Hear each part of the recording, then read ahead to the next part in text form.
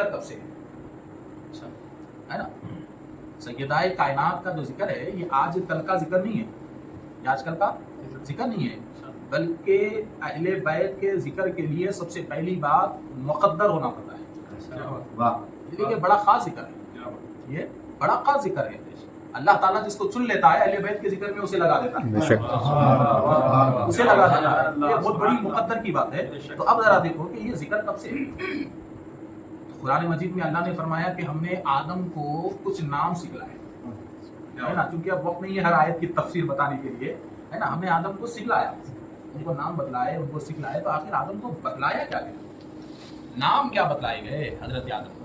آخر اللہ نے وہ کون سے نام بتایا؟ عموماً یہ کہا جاتا ہے لا الہ الا اللہ، حضرت آدم نے دیکھا، بعد میں محمد رسول اللہ دیکھا، انہی ناموں کا ذکر کے بارے میں اللہ کہتا ہے کہ ہم نے یہ نام سکھائے۔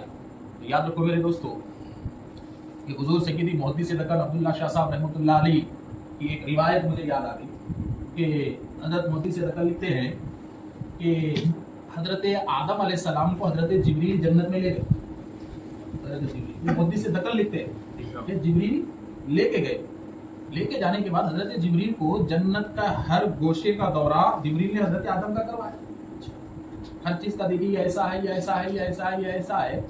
تو ایک جنت کے خصوصی علاقے میں لے کے گئے، وہ بڑا ہی عجب اور بڑا ہی خصوصی علاقہ تھا، لے کے گئے، ایک اچھا بڑا خوبصورت نورانی محل ہے، گئے تو حضرت آدم علیہ السلام نے وہاں ایک بیاں سے باہر تصویر کو دیکھا، بیاں سے باہر تصویر کو حضرت آدم نے دیکھا، بڑی ہی خوبصورت، بڑی نورانی، بڑی نورانی، اور اس تصویر لفظ تصویر کے نقل کرتے ہیں محدث سے کہ حضرت شہادت نامے میں آپ نے بڑے خلاصے کے ساتھ لکھا ہے، تو ذرا دیکھیے، دیکھا حضرت آدم نے اس تصویر کو غور سے دیکھا، جبریل سے پوچھا کہ جبریل یہ تصویر کس کی ہے؟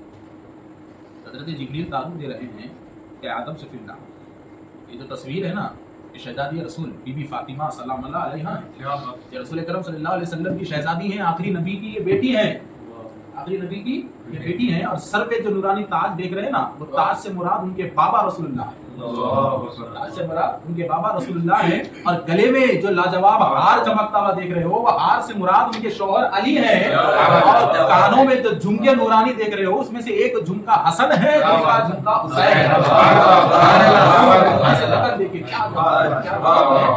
یہ جھمکا حسن ہے، یہ جھمکا حسین ہے۔ اب یہ بات یہی ختم نہیں کر رہے محدث دکن، آگے اپنے قلم کو اور چلاتے ہیں، اور چلا کے روایت کو اور آگے بیان کرتے ہوئے کہتے ہیں کہ یہیں تک نہیں رکا گیا معاملہ، بلکہ حضرت محدث دکن کہتے ہیں کہ حضرت آدم کی نظر اوپر پڑی تو اوپر کچھ ناموں کو آدم نے دیکھا، کچھ ناموں کو آدم نے دیکھا، میں اس کا اردو ترجمہ آپ کو بتاتا ہوں کہ نام دیکھا، وہ نام کیا تھے کہ اللہ اپنے آپ کے بارے میں کہتا ہے کہ میں محمود ہوں یہ محمد ہے، میں محمود ہوں یہ محمد ہے، میں اعلیٰ ہوں یہ علی ہے، میں اعلیٰ ہوں یہ علی ہے، میں فاطر ہوں یہ فاطمہ ہے، میں فاطر ہوں یہ فاطمہ ہے، میں محسن ہوں یہ حسن اور حسین ہے، میں محسن ہوں یہ حسن و حسین ہے۔ اور پڑھنے والا کون ہے؟ کائنات کا پہلا انسان۔ قاری کون ہے؟ اہل بیت کے نام پڑھنے والا۔ پنجتن کی پہلے نام کی تلاوت کا قاری کون ہے میرے دوست؟ سوچنے والی بات ہے، ذکر پنجتن کون کر رہا ہے؟ ارے نہ میں قاری ہوں نہ تو قاری ہے، ارے پہلے قاری کا نام آدم ہے، پنجتن کے نام پہلا قاری، اور نہ تو کاتب ہے میں کاتب ہوں، ارے پہلا پنجتن کے ناموں کا کاتب خود رب العالمین، خود رب العالمین۔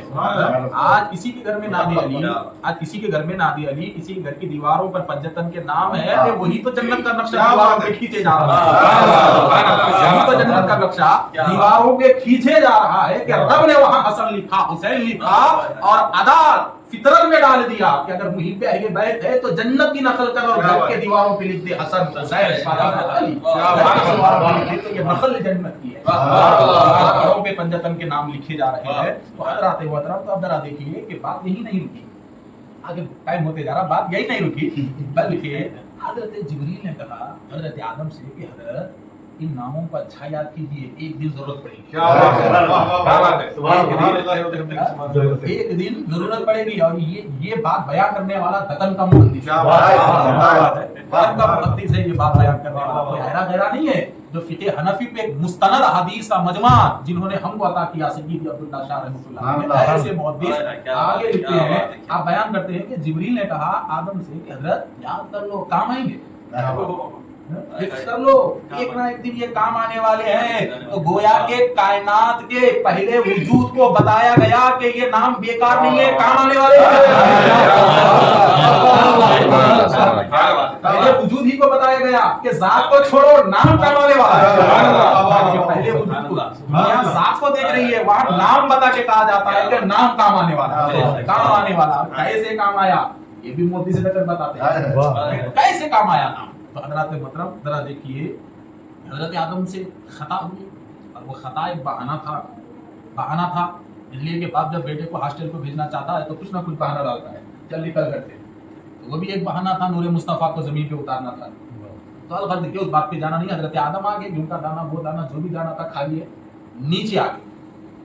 اب نیچے آنے کے بعد 300 سال تک حضرت آدم کا ایک ہی کام تھا، اے اللہ معاف کر. 300 سال اے اللہ معاف کر، اے اللہ معاف کر. وہ 300 سال میں کتنی تسبیحات آدم نے پڑھی ہوگی، 300 سال میں کیا کیا نام آدم نے لیا ہوگا، 300 سال میں کتنے صفاتی نام اللہ کے پکارے ہوں گے. مگر 300 سال تک جواب نہیں آیا، روتے رہے اللہ معاف کر معاف کر معاف کر معاف کر.